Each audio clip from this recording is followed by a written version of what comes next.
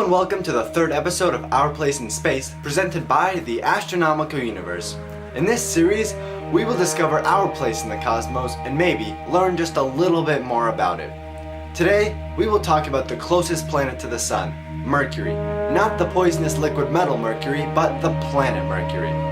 Although Mercury is the closest planet to the Sun, it is by no means the hottest. Even at a toasty 66 degrees Celsius or 150 degrees Fahrenheit for those of us in the United States, it is no match for the surface temperature of Venus.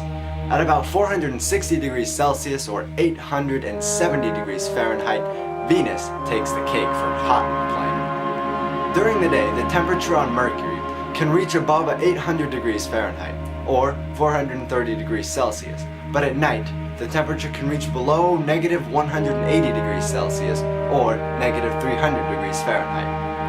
Because Mercury is the closest planet to the Sun, it also makes it relatively difficult to find in the night sky. Trust me, I know from experience. Because it can only be seen close to sunrise or sunset, very near the horizon. Sometimes it can be spotted with a keen eye, or when it is in close conjunction with another, brighter celestial body. Other times, a telescope is often required. When you look at Mercury through a telescope, it will appear to have phases, much like the Moon. This is because Mercury is closer to the Sun than us. It can transit across the Sun just like Venus did in June of 2012. When the Moon crosses between the Earth and the Sun, we get a solar eclipse. The last time Mercury transited the Sun, just like the Moon or Venus, and when we get a transit of Venus or a solar eclipse, the last time Mercury did that was in November of 2006. The next transit will be on May 9th of 2016. The transits of Mercury can only happen in May or November. The November transits are twice as frequent as the May transits. If you were to visit Mercury, you may find that you can jump a little bit higher. And for those that want to lose weight rather than mass, all you have to do is pay a nice visit to Mercury, where the gravity is only 40% that of Earth's. And for those that are always wishing there were more hours in the day, head to Mercury, where the day is 59 Earth days long, and the year only lasts 88 Earth days. Mercury also has an extremely massive core when compared to the size of the rest of the planet. Mercury's core holds about 42% of Mercury's volume, compared to Earth, where this proportion is about 17%. So the core of Earth holds only about 17% of the volume of Earth, while on Mercury, its core holds 42% of the volume. That's a big core if you ask me. The layers on Mercury are very similar to the layers on Earth. The outer crust is about 200 kilometers thick, and it is extremely cratered. It is so cratered, in fact, that when scientists first saw it in detail, they thought it resembled the Moon. The next layer down on Mercury is the mantle, which is about 600 kilometers thick. The mantle on Mercury does the same thing as the mantle on Earth, convection. Finally, Mercury has a massive core, as I told you before. The core is about 1,800 kilometers thick, and has a higher iron content than any other major planet in the solar system. Now, back to the surface of Mercury.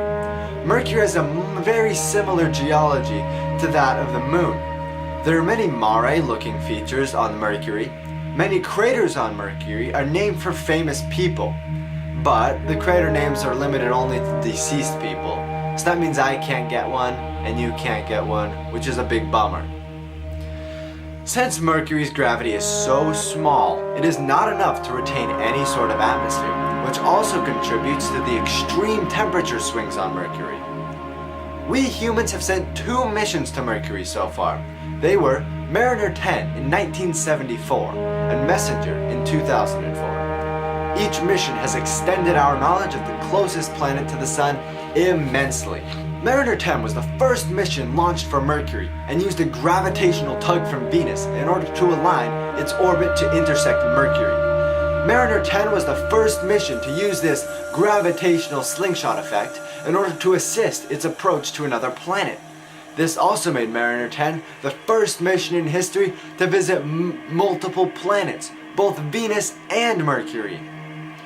The Mariner 10 mission also allowed us to see the cratered surface of Mercury and how much it resembled the surface of our nearest neighbor, the Moon. Mariner 10 maps only some of Mercury's surface, only about 45% in fact. This was due to the nature of Mariner's orbit around Mercury, which only allowed Mariner to see one side of Mercury lit.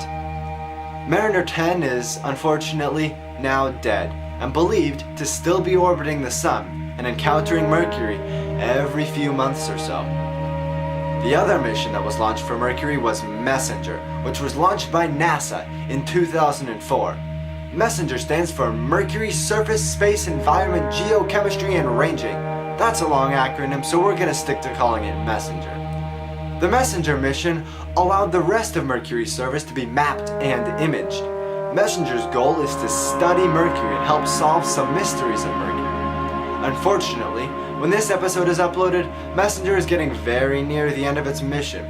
In the next 2 months or so, the Messenger mission will come to a close and leave the planet open for a future mission to explore it. This future mission that I'm talking about is called Bepi-Colombo. This is a collaboration between the European Space Agency and Japan. Bepi-Colombo will orbit Mercury with 2 probes in order to study the magnetosphere, and the other probe will be used to map the surface. Thank you for watching this episode of Our Place in Space, presented by the Astronomical Universe. In this series, we will zoom out from our home in space in order to better understand our place in it. Remember to give us a thumbs up if you enjoyed, and make sure to check out our website at www.astronomicaluniverse.blogspot.com and tune in next time for the next episode of Our Place in Space. And until then, clear skies and stay curious.